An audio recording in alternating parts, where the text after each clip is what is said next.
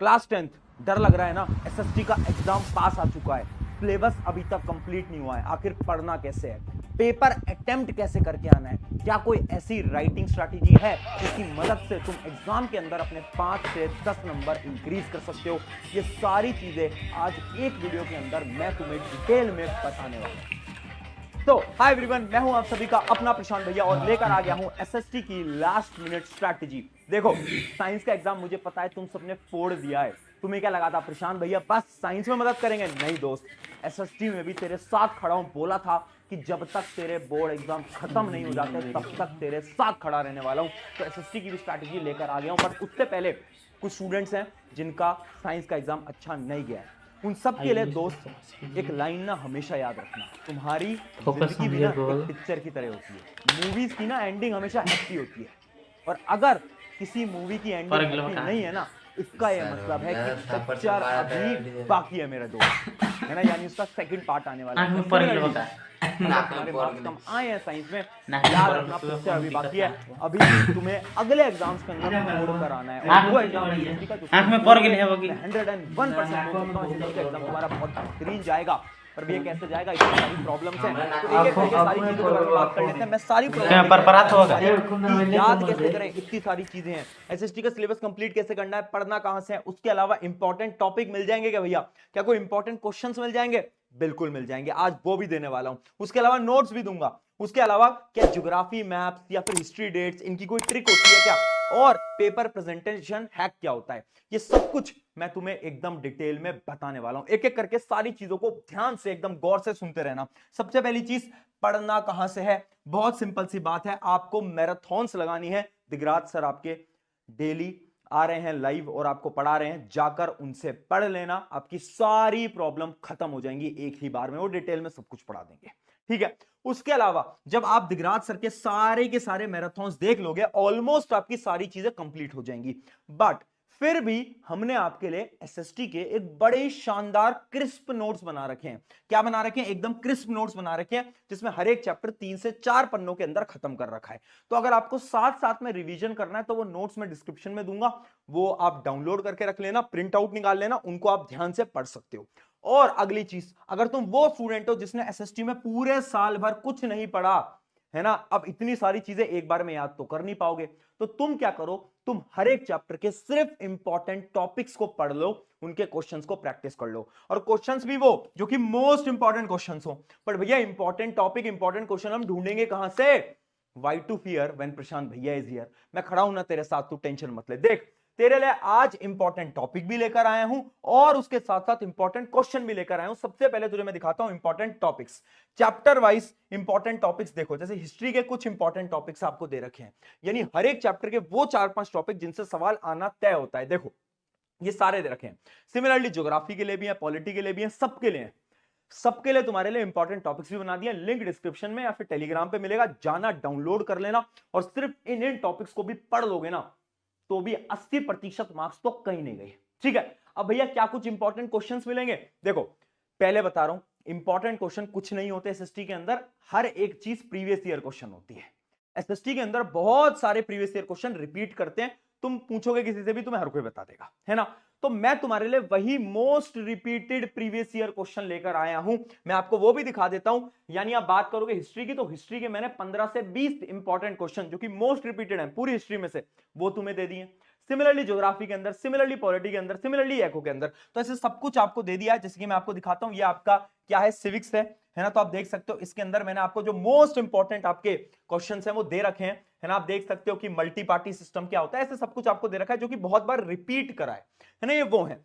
तो याद रखना, आप इनसे भी प्रैक्टिस कर सकते हो अगर आपने ज्यादा पढ़ाई अभी तक नहीं करी थी तो, ठीक है? अब बात करते हैं, क्या ये तो हो गया पूरा का पूरा पढ़ाई की स्ट्रैटेजी। अब ये बहुत सारी प्रॉब्लम्स आ रही है, उनका हल कर दो और पेपर प्रेजेंटेशन के ऊपर बात करते हैं। सबसे पहली चीज, पढ़ना का एक दो ट्रिक याद रखना। जैसे सबसे पहले हम बात करते हैं हिस्ट्री की, तो देखो यार, हिस्ट्री जो होता है ना, वो याद करने में बहुत प्रॉब्लम देता है, मुझे पता है ना? करना क्या है, तुम्हें ना स्टोरी फॉर्मेट में याद करना है। तुम कहानी बनाओ दिमाग के अंदर यार। हिस्ट्री अगर याद करनी है, स्टोरी बना के याद करो, और जब एग्जाम में लिख रहे हो ना, तो अपनी लैंग्वेज में लिखो, है ना? इससे तुम्हें रटना नहीं पड़ेगा। क्योंकि अगर सारा दिमाग हिस्ट्री में लगा दोगे ना, तो ज्योग्राफी में क्या करोगे? क्योंकि रियल रट्टाफिकेशन तो ज्योग्राफी में होता है ना। ज्योग्राफी में बहुत सारी टर्म्स है जो तुम याद करनी पड़ेंगी, रटनी पड़ेंगी, बट हिस्ट्री तो आसान है यार। हिस्ट्री में तो तुम इमेजिन कर सकते हो, तुम स्टोरी बना सकते हो। तो जाओ यार स्टोरी बनाओ ना, सोचो कि पहले क्या हुआ, फिर क्या हुआ, फिर क्या हुआ, पूरा का पूरी टाइमलाइन बनाओ। ठीक है, अगर तुम मेरे नोट्स देखोगे ना, तो नोट्स के एंड में, हिस्ट्री के हर एक चैप्टर के एंड में ना, तुम्हें इंपॉर्टेंट डेट्स मैंने दे रखी हैं। तो तुम्हें क्या करना है, तुमने रिवीजन करने के लिए बस उन डेट्स को उठाना है और उन डेट्स को देखना है और इमेजिन करना है, अच्छा इस टाइम पे ये हुआ था, फिर ये हुआ था, फिर ये हुआ था, फिर ये हुआ था। ये ट्रिक है। अगली चीज देखना है यहां पर हिस्ट्री के अंदर डेट ट्रिक। बहुत बार होता है एग्जाम के अंदर हमें डेट्स याद नहीं आ रही होती। इमेजिन करो डेट है 1812, अब तुम्हें याद नहीं आ रही, तो पता है क्या करो, एक ट्रिक यूज करो। 1812 अगर तुम्हें याद नहीं है, तुम लिख दो अर्ली 1800। तो अगर तुम्हें डेट याद नहीं आती, इस ट्रिक को फॉलो कर लेना, है ना। ये बड़ी शानदार ट्रिक है। गलत डेट एग्जाम में मत लिख के आना। अगर याद नहीं आती, इस ट्रिक को यूज कर लो, गलत कभी मत लिखना। उसके अलावा लिखने का तरीका सीख लो। हिस्ट्री लिखने का तरीका बहुत इंपॉर्टेंट है। बच्चे लिखने का तरीका नहीं समझ पा रहे हैं, ये बहुत इंपॉर्टेंट है। एक दो सैंपल पेपर लगाओ और देखो कि तुम आंसर कैसे फ्रेम कर पाते हो, है ना। ऐसा ना हो कि डायरेक्ट एग्जाम में जाकर ये आंसर फ्रेम करने की पहली बार प्रैक्टिस कर रहे हो। अगली चीज बात करते हैं ज्योग्राफी। यहां पर लिखा भी हुआ है, हल्का सा टफ साइड पे होता है ज्योग्राफी। सबको पता है सबसे बड़ी प्रॉब्लम आज के समय पर स्टूडेंट्स की ज्योग्राफी बन चुका है। मैं बहुत स्टूडेंट से बात करता हूं, बोलते हैं भैया ज्योग्राफी याद नहीं होती। यार अब एग्जाम के समय पर कोई ट्रिक काम नहीं आएगी, तुम्हें याद करना पड़ेगा। नो ट्रिक कैन वर्क, है ना। और एक बस मैं तुम्हें चीज बता देता हूं, प्रीवियस ईयर क्वेश्चन सॉल्व कर लेना। ज्योग्राफी के बहुत सारे प्रीवियस ईयर क्वेश्चन हर साल रिपीट हो रहे होते हैं। उसके साथ साथ मैप्स तुम्हें करने हैं, तुम्हें पता ही है ना। मैप्स की एक वीडियो एग्जाम से पहले जरूर देखकर जाना, शायद दिगराज सर ही आपको करा देंगे। और रिमेंबर कीवर्ड्स, हर एक आंसर को याद करने के लिए तुम्हें पूरा आंसर नहीं रटना है, तुम्हें उसके कीवर्ड याद करने हैं। अगर तुमने उसके कीवर्ड भी बेटा याद कर दिए ना, तो तुम्हारा जो काम है वो पूरा का पूरा खत्म हो सकता है। उसके अलावा अपना बच जाता है क्या, पॉलिटिकल साइंस आपका बच जाता है, इको बच जाता है। तो इसमें क्या टेक्निक है, ये ना आपके इजीएस्ट होते हैं, ये मोस्ट स्कोरिंग होते हैं। आपको क्या करना है, एनसीईआरटी के जो क्वेश्चन है ना, एक्सरसाइज क्वेश्चन, उनको मिस मत करना। वहां से क्वेश्चन थोड़ी सी लैंग्वेज बदलेगा पर सेम क्वेश्चन होगा। सेम क्वेश्चन आ जाता है, लैंग्वेज बदलता है। तो एनसीईआरटी के तो सारे क्वेश्चन एकदम ध्यान से पढ़ के जाना। उसके अलावा कुछ केस बेस्ड क्वेश्चन भी प्रैक्टिस कर लेना, यहां से आपके थोड़े बहुत केस बेस्ड क्वेश्चन आ रहे होते हैं। अच्छा, ज्योग्राफी के अंदर ना एमसीक्यू क्वेश्चन की प्रैक्टिस करना। ज्योग्राफी से बहुत एमसीक्यू क्वेश्चन बन रहे होते हैं पेपर के अंदर, और यहां से आपको क्या करना है, केस बेस्ड क्वेश्चन की कुछ कुछ प्रैक्टिस आपको करते हुए चलनी है। और आंसर्स एनसीईआरटी पॉइंट्स में लिखो। जब भी एक आंसर को लिख रहे हो ना, तो एनसीईआरटी के हिसाब से लिखना आंसर को, है ना। क्योंकि मैंने आपको बोला हिस्ट्री में तो तुम आंसर अपने हिसाब से बनाकर लिख के आ सकते हो, बट वो चीज तुम ज्यादा इधर मत करना, क्योंकि यहां पर आंसर होते हैं एकदम पॉइंट टू पॉइंट। तो जो एनसीईआरटी के पॉइंटर्स है, वही पॉइंटर्स उठाना और एग्जाम के अंदर लिख कर आना। आ गया समझ में, बहुत सिंपल स्ट्रैटेजी थी। अब बात करते हैं किसकी, कि पेपर मिलते ही करना क्या है। पेपर हाथ में आ गया, क्या करें। तो भाई पेपर मिलते ही सबसे पहले तुम्हें यह करना है, जितने भी तुम्हारे एमसीक्यूज हैं उनको सॉल्व कर दो फटाफट। अगर टाइम मिल जाता है तो क्या करो, तुम जो सेलेक्ट वाले क्वेश्चन है ना, जिसके बीच में आपको ऑप्शन मिलता है, उनको सेलेक्ट कर लो कि ये करूंगा, ये करूंगा, ये करूंगा, ये करूंगा, ठीक है। और अगर फिर भी टाइम मिल जाता है, वैसे मिलेगा नहीं, अगर बच जाता है टाइम, तो एक बार मैप्स और उठा लेना। मैप्स उठाकर और मैप और देख लेना मैप का क्वेश्चन क्या आया है, ठीक है। अब बात करते हैं भैया पेपर अटेम्प्ट कैसे करना है। देखो पेपर अटेम्प्टिंग सबकी अलग अलग होती है। कुछ बोलते हैं section A B C D ऐसे करेंगे, कुछ बोलते हैं उल्टे से करेंगे, लॉन्ग आंसर से स्टार्ट करेंगे। मेरा ऐसा पर्सनली मानना है, तुम अपने हिसाब से कर सकते हो, मेरा ऐसा पर्सनली मानना है, अगर तुम एकदम सेक्शन ए से स्टार्ट करते हो तो वो बेटर अप्रोच होती है।